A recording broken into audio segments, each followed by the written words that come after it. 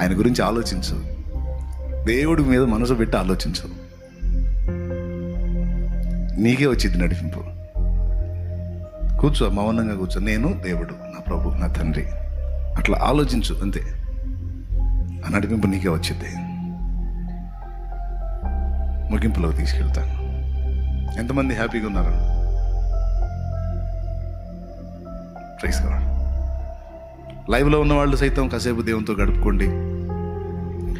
కొమ్మ చెట్టు నుండి వేరే కూడా కొంతవరకు పచ్చగా ఉంటుందని మర్చిపోవద్దు.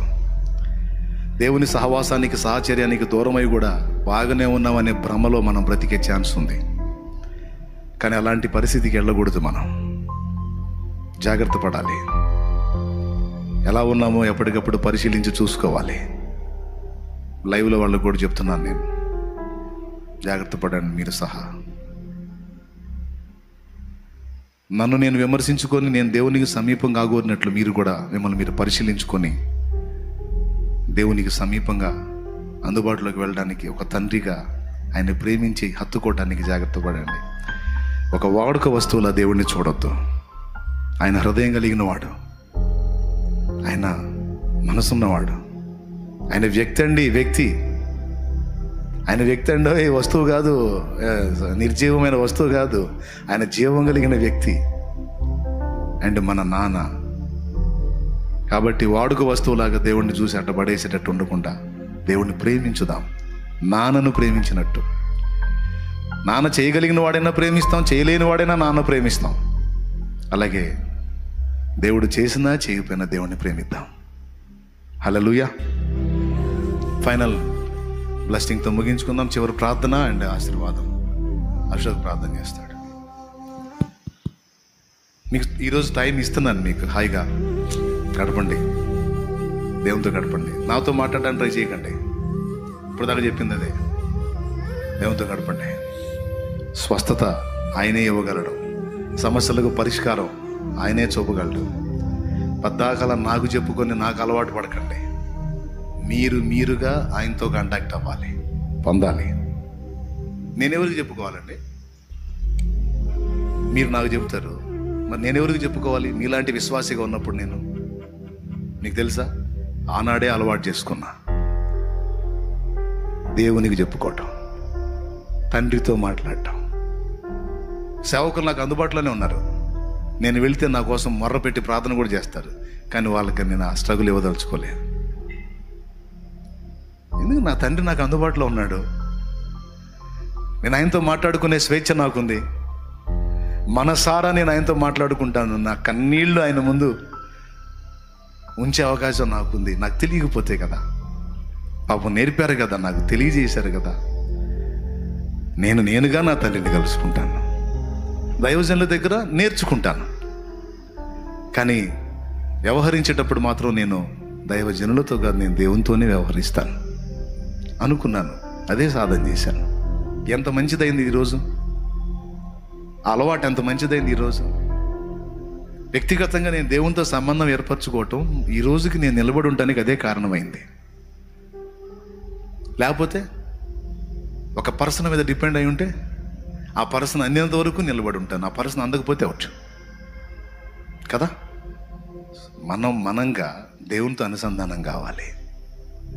ఇందాడి నుంచి నేను మొత్తుకున్నది, ఆయన మీ నాన్న, దగ్గర వండి మనసుప్పి మాట్లాడండి. నువ్వు ఏడవాలనుకున్నావు, ఏడు, సిగ్గుపడాల్సిన అవసరం లేదు. మనుషుల దగ్గరికి పోయి 10 సార్లు 10 మంది దగ్గర బయట కంటే ఒక్కసారి దేవుని దగ్గరికి పోయాడు. 10 సార్లు మనుషుల దగ్గర 10 మందికి పోయి మనం ఏడిస్తే 10 మందికి విసుగు. అదే ఒక్కసారి దేవుని ముందుకు వెళ్ళి కన్నీళ్ళు గారిస్తే ఏందమ్మా దగ్గరికి తీసుకొని ఆయన ఆదరిస్తాడు, సాయం చేస్తాడు.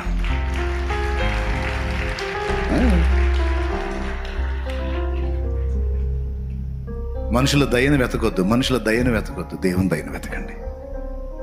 నా పిల్లలారా రోషం కలిగి ఉండండి. పెద్దాకల పసిపిల్లల్లాగా వ్యవహరించవాకండి, చిన్న పిల్లల్లాగా వ్యవహరించకండి. శాలేమన్న పెంపకంలో పెరిగిన వాళ్ళందరూ దేవునితో కనెక్ట్ అయిన వాళ్ళు అయి ఉండాలి. తిక్కలోళ్ళలాగా ఉండకూడదు. నా కోరిక అది. నేనున్నా ఊడినా నా బిడ్డలు దేవుని కనెక్ట్ అయి ఉండాలి.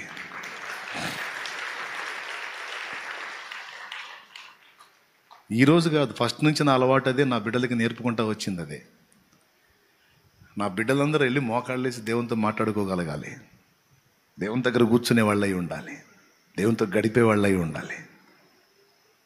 అలా చేయబట్టి ఈరోజు సేవకులు లేచారు. వందలాది మంది సేవకులు తయారై వెళ్ళి ఒంటరిగా శాలేమన్నా కలిసినా కలవపోయినా సేవ చేసి ఆత్మల్ని కదిలిస్తూ ఉన్నారు. జాగ్రత్త, పద్దాకలు పసిపిల్లల్లాగా ఉండకండి, కాస్త ఎదగండి. ఆమెన్. తండ్రి దగ్గర ఏమడుగుతాను? బాధ చెప్పుకోవటం తప్ప. కానీ భూలోకంలో మాకున్న తండ్రి బాధ విని ఆయన కూడా ఏడుస్తాడు, వదిలేస్తాడు. కానీ నువ్వు నా తండ్రివి, ఆయనకంటే ఎక్కువ నువ్వు. బాధ నువ్వు వినటమే కాదు, నీకు ఇష్టమైతే దాని నుంచి విడిపించగలవు కూడా. కానీ నీతో ఉండాల్సిన రిలేషన్, అనుబంధం నాకు ఈరోజు నేర్పించావు. ఎప్పుడు నీ దగ్గరికి చేయాలని తండ్రిలాగానే చేరుతాను. నా తండ్రివనే నేను కోరుకుంటాను. నా తండ్రిగానే నీతో సహవాసాన్ని ఇష్టపడతాను. నా తండ్రిగానే నిన్ను సమీపిస్తాను. నన్ను అనుగ్రహించు దేవా. నాకు నువ్వు కావాలి, నీ సన్నిధి కావాలి. నువ్వేమి ఇచ్చినా ఇయ్యకపోయినా నాకు నువ్వు దూరం కాకూడదు. నీకు నేను భారమయ్యే బతుకూడదు. నీకు అభ్యంతరకరంగా నేను ఉండకూడదు. నా తండ్రి, నేను నిన్ను బాధ పెట్టి బిడ్డగా నేను ఉండకూడదు. నీకు ఇష్టంగా ఉండాలి. నన్ను బట్టి నువ్వు సంతోషించాలి తండ్రి. నన్ను బట్టి నువ్వు గర్వపడాలి. ఆ విధంగా నేను బ్రతకాలి తండ్రి. నాకు నువ్వు కావాలని అడుగుతావా? నీ పాదాలు కావాలని అడుగుతావా? నీ రెక్కలు కావాలని అడుగుతావా? రెక్కల క్రింద నాకు ఆశ్రయం కావాలని అడుగుతావా? నేను ఏమేమి ఎదుర్కొంటున్నానో, ఏమేమి అనుభవిస్తున్నానో అవన్నీ నీకు తెలుసు. నీకు చెప్పాల్సిన అవసరం లేదు. కానీ అవన్నిటిని నేను కోరట్లేదు. అవన్నీ నాకు అవసరం అనుకుంటే ఉంచుతావు, అవసరం లేదనుకుంటే తీసేస్తావు. అవన్నీ నీకు తెలుసు ఏం చేయాలో. కానీ నీకు దూరం అయ్యాననేది ఒకటి మాత్రం నాకు అర్థమవుతుంది. నేను సరిగా నేను చేరుకోలేదని అర్థమవుతుంది. చేరవలసిన విధంగా, రావలసిన విధంగా నీ దగ్గరికి రాలేదని నాకు అర్థమైంది. కోరుకొనవలసిన విధంగా నేను కోరుకోలేదని నాకు అర్థమైంది. సిగ్గుపడుతున్నాను. మా నాన్నవి నువ్వు నాయన, మా నాన్నవి నువ్వే కావాలి. నీ సన్నిధి కావాలి, నీ పాదాలు కావాలి. నువ్వు కావాలి, నీ సన్నిధి కావాలి, నీ పాదాలు కావాలి, నీతో సహవాసం కావాలి, నీతో సహజీవనం కావాలి. నా గుండెల్లో ఉన్న బరువు అంతా నీతో పంచుకోవాలి. సాయం చేసినా చేయకపోయినా ముందు నీకు చెప్పుకోవాలి. నేను దేవా, నీకు చెప్పుకోవాలి తండ్రి. నానా నీతో మనసు విప్పి మాట్లాడుకోవాలి. ఈరోజు నువ్వేమై ఉన్నావో నాకు చెప్పినందుకు నీకు వందనాలు నాన్న. నువ్వేమై ఉన్నావో నాకు చెప్పినందుకు నీకు వందనాలు. నీ కృతజ్ఞతలు నాన్న, నీ కృతజ్ఞతలు నాన్న. నువ్వు మనసున్న వాడివి, ప్రేమ కలిగిన.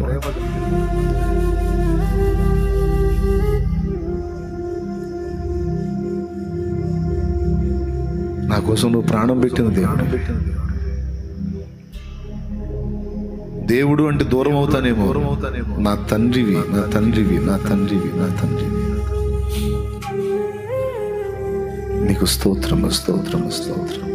ఈరోజు నీ సన్నిధిలో నీ బిడ్డలు ఇదిగో తండ్రి మోకాళ్ళ మీద ఉన్నారు. ఏ బాధలో, ఏ వేదనలో, ఏ శ్రమలో, ఏ శోధనలో.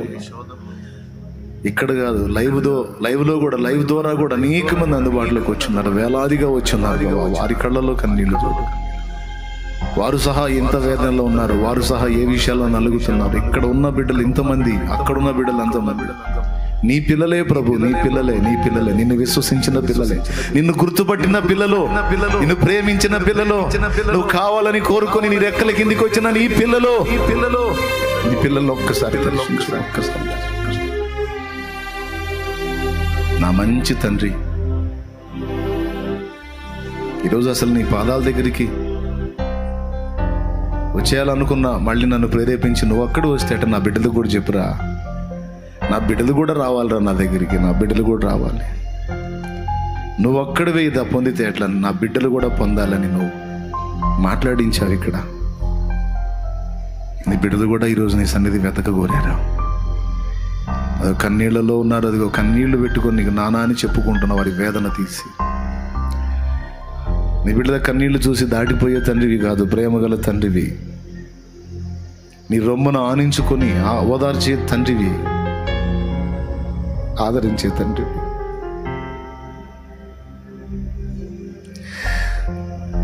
నీకు తృప్తికరంగా లేనేమో, చల్లారిన స్థితిలో ఉన్నానేమో, దిగజారిన స్థితిలో ఉన్నానేమో తండ్రి. నా మట్టుకు నేను, నన్ను బట్టి నీవు సంతోషించున్నట్లు నేను ఇంకా బ్రతకవలసి ఉన్నది తండ్రి. నన్ను బట్టి నువ్వు సంతోషించున్నట్లు నేను ఇంకా బ్రతకవలసి ఉన్నది తండ్రి. నానా, నన్ను బలపరచు నానా, నానా, నన్ను స్పర్శించున్నాను. నీ పాదాలు కావాలి, నీ రెక్కల నీడలో ఉండాలి నాన్న. ఎన్నోసార్లు ఎన్నో విషయాలు నీ కన్నీళ్లతో చెప్పుకున్నా అంతే, తీసేసావు మొత్తం. జస్ట్ చెప్పుకున్నా, ఇట్లా ఉంది నా మనసు, ఇలా ఈ విషయంలో ఇబ్బంది పడుతున్నాను నేనని, అంతే. అడ్రస్ కూడా లేకుండా చేశావు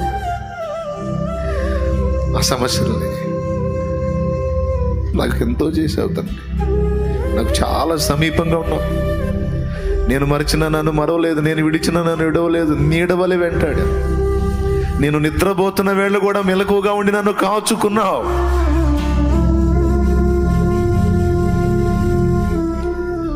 ఏమని నిన్ను స్తుతించేది, ఏమని నిన్ను మహిమించేది?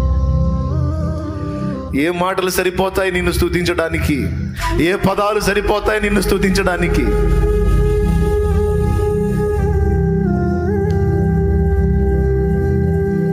గుండె చెదరిన వేళ నా ప్రక్కన చేరి ధైర్యపరిచావు. ఎంతో మంది ఒక పక్క మెచ్చుకునే వాళ్ళు ఉంటే, ఒక పక్క పతనాన్ని ఎదురు చూసే వాళ్ళు ఉంటారు. ఎంతో మంది పాడు చేయాలని, పతనం చేయాలని కుట్రలు పన్ని పిచ్చి ప్రయత్నాలు చేస్తే వాళ్ళందరూ సిగ్గుపడేటట్టు నువ్వు చేశావు. ఎక్కడ నన్ను విసర్జించావు, ఎక్కడ నన్ను విడిచిపెట్టావు తండ్రి, నా తండ్రి. ఇదిగో నా ఎదుటున్న నా బిడ్డలు నీ బిడ్డలే ప్రభు. ఆత్మీయంగా నాకు నువ్వు బిడ్డలుగా అప్పచెప్పావు. వారి కన్నీరు చూడు, వారిని రెక్కల కిందికి పిలువు, నీ రెక్కల కిందికి పిలువు, వారిని ఆకర్షించు.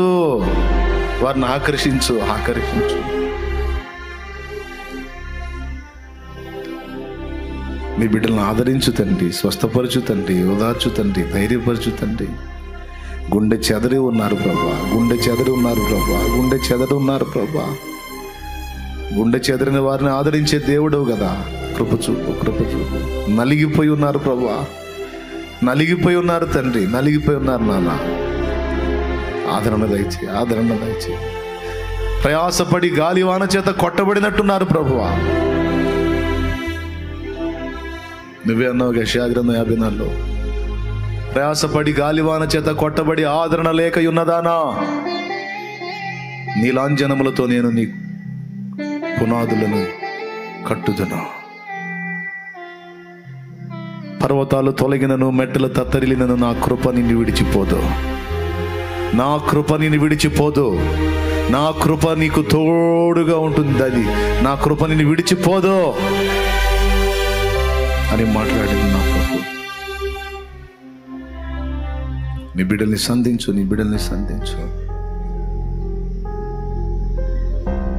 నా గుండె ఆరాటపడినట్టు నీ బిడ్డల గుండె కూడా ఆరాటపడే కదయ్యా. నీ పాదాల దగ్గరికి పరిగెత్తారు. ఎన్నో పనులు ఉన్నాయి, అన్ని పక్కన పడేశారు. ఆ గుండె కూడా నీకోసమే కొట్టుకుంది కదా, ఆ హృదయాలు కూడా నీకోసమే ఆరాటపడి వచ్చినాయి కదా. వారిని తాకు, వారిని స్పర్శించు, వారిని ఆదరించు. వారిని ముందే ప్రేమిస్తున్నావు నువ్వు, తెలుసు నాకు. ఒకవేళ ఏ బాధలో, ఏ వేదనలో నలుగుతున్నారో, తట్టుకోలేకున్నారేమో శ్రమకి, కాస్త స్వాంతన ప్రసాదించు. హృదయపూర్వకంగా నేను బాధ పెట్టను, విచారానికి అప్పగించనని సెలవిచ్చావు. వారి విచారాన్ని కొట్టివేయి.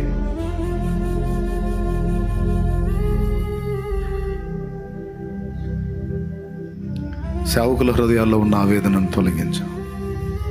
దైవజనుల హృదయాల్లో ఉన్న ఆరాటాన్ని గమనించు. దీనులై దీనులై దీనులై తండ్రి అని నీ పాదాల దగ్గరికి వచ్చిన నీ దీన పిల్లల్ని జ్ఞాపకం చేసుకో. ఎలా వెళ్ళాలో తెలియదు, ఎలా ముందుకెళ్లాలో తెలియదు, ఏ విధంగా అడుగులేయాలో తెలియదు, ఎలా సరిచేయబడాలో తెలియదు, ఎలా ఒక మందను లీడ్ చేయాలో తెలియదు. దీనిలో నీ వైపు చూస్తున్న దైవ జనాంగాన్ని జ్ఞాపకం చేసుకొని వారికి సహా తెలివిని, వివేకాన్ని, తాము నడిచి అనేక మందిని భక్తిలోనికి నడిపించడం నేర్పించు. ఒక మంచి ఆత్మీయుడు మాత్రమే ఆత్మీయులు తయారు చేయగలుగుతాడు. ఒక మంచి భక్తిపరుడు మాత్రమే భక్తిపరులను తయారు చేయగలుగుతాడు. ఒక మంచి దీనుడు మాత్రమే దీనుల్ని తయారు చేయగలుగుతాడు. ఇవన్నీ మేము నేర్చుకొని ఉన్నట్లు మమ్మల్ని అనుగ్రహించి ఆశీర్వదించు.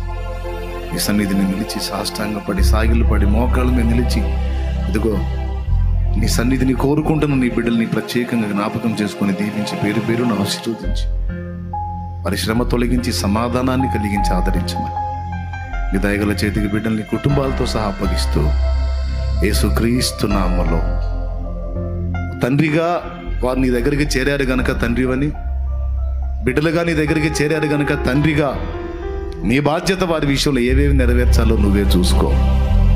నీ పిల్లల కన్నీళ్లు తుడు అని నీకు చెప్పాల్సిన అవసరం లేదు, నువ్వు చేస్తావు అంతే. కృతజ్ఞతలు చెల్లిస్తూ యేసు నామములోనే నిన్ను మహిమపరుచుకుంటున్నాం తండ్రి. ఆమేన్.